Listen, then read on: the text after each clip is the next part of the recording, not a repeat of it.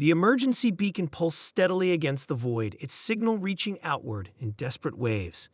Inside the damaged Kelvin transport vessel, First Engineer Trell pressed his four-fingered hand against the cracked viewport, watching distant stars through the hairline fractures spreading across the transparent alloy. How much longer can life support hold? Captain Mav asked, her voice steady despite the dire circumstances. Trell consulted his datapad. 16 hours, maximum. The collision with the asteroid field damaged more systems than initially assessed. The transport carried 37 Kelvin civilians and 5 crew members. Their routine journey from the outer colonies to the Kelvin homeworld had turned catastrophic when their navigation systems malfunctioned, sending them through an unmapped asteroid field. Now they drifted, powerless, in an unclaimed sector between Kelvin and human space. Any response to our distress call? Matt asked her communications officer. Officer Drin shook her head. Nothing from Kelvin ships. We're too far into the buffer zone. The buffer zone, neutral territory established after the bloody Kelvin-human war that had ended 3 cycles ago. The peace remained fragile, with both species maintaining an uneasy distance. Keep broadcasting, Matt ordered. 2 hours passed. The temperature aboard the ship dropped noticeably as power reserves dwindled. The passengers huddled together in the main cabin, wrapped in thermal blankets. Children whimpered and parents whispered reassurances few believed. Dren's console suddenly chimed. Her eyes widened as she checked the signal. Captain, we're receiving a response, she announced, her voice wavering. It's a human vessel. A tense silence fell over the bridge. Put it through, Mav ordered. The view screen flickered to life, revealing a human male in a crisp military uniform.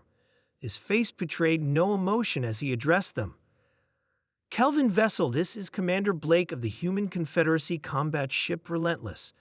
We've received your distress signal and are en route to your position. Estimated arrival, 40 minutes. Mav exchanged glances with her officers. The humans were sending a combat ship, not a rescue vessel. What did that mean? Were they coming to help or to eliminate witnesses to a border incursion? Commander, Mav responded carefully, we appreciate your response. We have 37 civilians aboard, including children. Our life support is failing. The human commander nodded once. Remain in position. Further instructions will follow upon our arrival. Relentless out. The transmission ended, leaving the Kelvins in uneasy silence. Can we trust them? Trell asked, voicing what everyone was thinking. Mav had lost family in the war. Most Kelvins had. We have no choice. 30 minutes later, Officer Dren reported, large ship approaching, definitely military class. On the view screen, a massive human vessel appeared, its sleek hull bristling with weapon ports. It dwarfed their transport, a predator approaching wounded prey. They're hailing us, Dren announced. Commander Blake's face appeared again. Captain Mav, we're preparing to dock. Your vessel's structural integrity is compromised. We'll need to evacuate your people. Understood, Mav replied, masking her apprehension. The massive human ship maneuvered alongside their crippled transport. The docking mechanism engaged with a metallic thunk that reverberated through the hull. First group ready for evacuation, Mav reported after organizing the passengers. The airlock opened, revealing 4 armed human soldiers. Their weapons weren't drawn, but their presence was intimidating nonetheless. This way, the lead soldier directed, gesturing toward the human ship. The Kelvin passengers moved hesitantly, parents clutching children close as they stepped into enemy territory. Mav went with the first group, while Trell stayed behind to shepherd the remaining passengers. Aboard the Relentless, Mav was surprised to find a medical team waiting. They immediately began treating injured Kelvins, showing unexpected familiarity with Kelvin physiology. Commander Blake appeared, towering over Mav. Your people are safe now, Captain. We'll have everyone transferred within the hour. Why? Mav asked bluntly. Why would a human combat ship rescue Kelvins? Blake's expression softened slightly. The war's over, Captain. This sector might be tense, but we don't leave people to die in space, regardless of species. The evacuation continued efficiently. As the last group prepared to board, Trell noticed the fractures in the viewport expanding. "The hull's about to breach," he warned.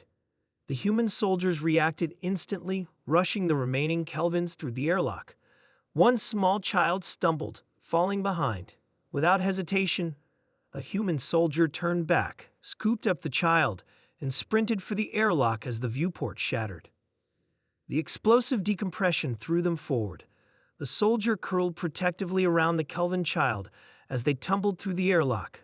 Emergency doors slammed shut behind them as the transport's hull failed completely.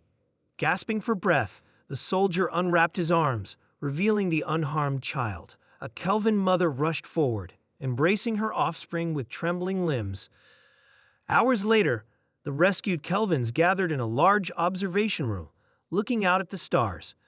Their ruined ship had been respectfully scuttled, its fragments dispersing into the void. Commander Blake joined Captain Mav at the viewport. "We'll reach the Kelvin border in 2 days," he informed her. "A civilian transport will meet us there." Mav studied the human's face. "Your crew risked their lives for my people today. That soldier who saved the child, he could have died." Blake nodded. "He would have done the same for a human child, perhaps," Mav conceded. "Our peoples have more in common than we've allowed ourselves to believe." "Perhaps," Blake agreed. "Small steps, Captain. Today, we were just beings helping beings." As the Relentless cruised through the buffer zone, carrying its unexpected passengers, two species that had once sought only to destroy each other found themselves sharing the same air, the same food, the same space, and just maybe the beginnings of understanding. "Remain in position," Mav murmured, recalling Blake's first transmission. Words that had initially seemed threatening now felt like a promise of safety. Behind her, a human crew member and a Kelvin child played an improvised game with glowing holo markers, their laughter bridging an interstellar divide.